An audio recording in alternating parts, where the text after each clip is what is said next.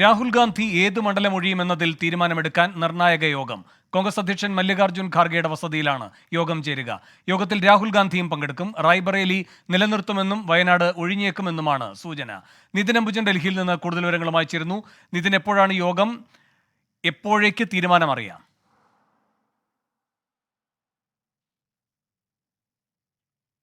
വേണു, വൈകിട്ട് 5 മണിയോടുകൂടി തന്നെ യോഗം ആരംഭിക്കും. യോഗത്തിൽ പങ്കെടുക്കാനായുള്ള നേതാക്കൾ ഇപ്പോൾ മല്ലികാർജ്ജുൻ ഖർഗെയുടെ വസതിയിൽ വന്നുകൊണ്ടിരിക്കുകയാണ്.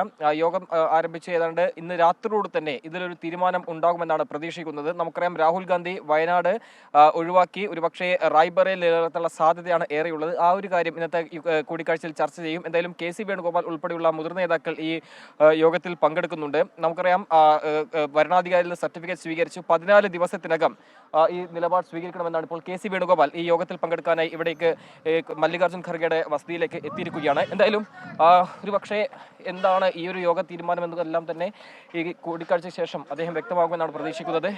ഒരുപക്ഷെ KCയുടെ പ്രതികരണത്തിന് ഇല്ല, ഈ യോഗത്തിന് ശേഷം എന്തായാലും KC പ്രതികരിക്കും. നേരത്തെ സൂചിപ്പിച്ച പോലെ തന്നെ